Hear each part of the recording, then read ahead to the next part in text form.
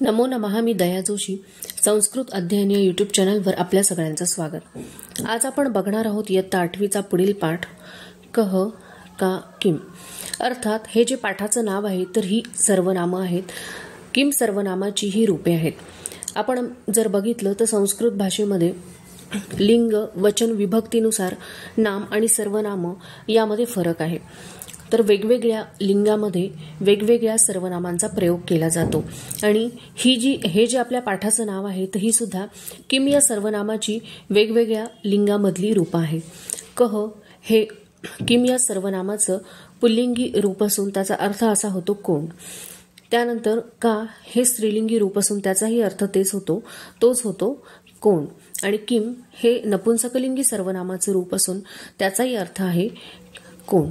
अर्थात वेगवेगळ्या लिंगामध्ये वेगवेगळी शब्द ज्यावेळेला प्रयुक्त होतात त्यावेळेला लिंगानुसार या सर्वनामांचा प्रयोग केला जातो. तुमच्या या पाठामध्ये काही वाक्य जी चित्रांशी संबंधित आहेत त्यांच्याद्वारे या प्रश्नार्थक सर्वनामांची ओळख करून दिलेली आहे.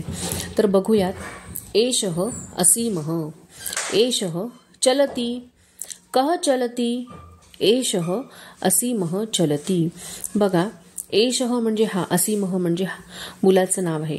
एषः असीमः चलति म्हणजे हा असीम चालतो आहे. तर कोण चालतो आहे हे विचारण्यासाठी कह हे प्रश्नार्थक सर्वनाम वापरलं आहे. आपण यापूर्वीच्या पाठामध्ये बघितलेलंच आहे की एषः हे जे सर्वनाम आहे तर आपल्यापासून जी व्यक्ती जवळ आहे त्याच्यासाठी एषः या सर्वनामाचा उपयोग केला जातो. त्यानंतर बघा, पुढील चित्रासमोर काही वाक्य दिसत आहेत.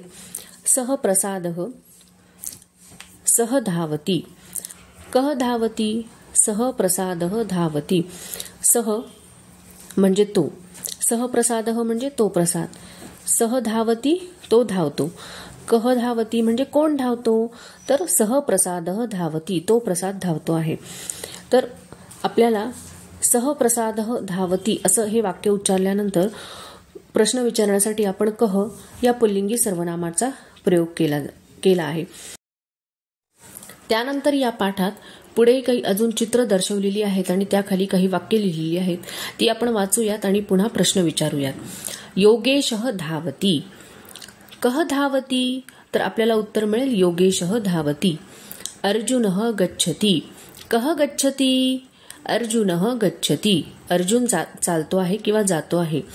मेघः वर्षति, कः वर्षति, मेघः वर्षति. त्यानंतर सिंहः गर्जति, कः गर्जति, सिंहः गर्जति. अर्थात अशा प्रकारे आपण कह या सर्वनामाचा पुल्लिंगी सर्वनामाचा उपयोग करून प्रश्न विचारू शकतो. आपल्याला संस्कृत भाषेमध्ये लिहिताना बोलताना अशा प्रकारे या सर्वनामांचा उपयोग होतो. त्यानंतर या पाठामध्ये पुढे कृती दिलेली आहे. छात्राः मंजुषा द्वयस्य साहाय्येन वाक्यानि वदन्ति. आता याचा अर्थ असा होतो, छात्राः म्हणजे विद्यार्थी, मंजुषा म्हणजे तालिका. या दोन ज्या तालिका तुम्हाला दिसत आहेत तर या दोन तालिकांच्या साहाय्याने विद्यार्थी वाक्यानि वदन्ति म्हणजे वाक्य सांगतात. तर आपण आता या दोन्ही तालिकांच्या एका तालिकेमध्ये नामं दिलेली आहेत आणि दुसऱ्या तालिकेमध्ये क्रियापदं दिलेली आहेत. तर यांच्या साहाय्याने आपण छोटी छोटी वाक्य तयार करूयात. बघा, छात्रः पठति किंवा छात्रः लिखति, छात्रः नमति. अर्थात एका नामासोबत अनेक क्रियापदांचा उपयोग करून आपण वाक्य तयार करू शकतो. त्यानंतर बघा, गिरीशः गच्छति, गिरीशः आगच्छति, गिरीशः लिखति. मयूरः नृत्यति, काकः पिबति, काकः खादति. गजः पश्यति किंवा गजः पिबति. अर्थात ही वाक्य तयार करताना आपण मध्ये सुद्धा एखादा शब्द वापरून ती तयार करू शकतो. गजः जलम पिबति किंवा गजः खादति. मूषकः पश्यति किंवा मूषकः खेलति. शुनकः पश्यति, शुकः वदति किंवा शुकः वाक्यं वदति. शिक्षकः वदति. अशा प्रकारे. त्यानंतर बालकः पश्यति, खेलति, पिबति, लिखति, गच्छति, आगच्छति, बालकः पठति. अशा प्रकारे अनेक क्रियापदांचा उपयोग एका कर्त्यासोबत होऊ शकतो. बालकः पाठं पठति किंवा बालकः गृहम् आगच्छति, बालकः विद्यालयं गच्छति, अशा प्रकारे सुद्धा वाक्य आपण तयार करू शकतो.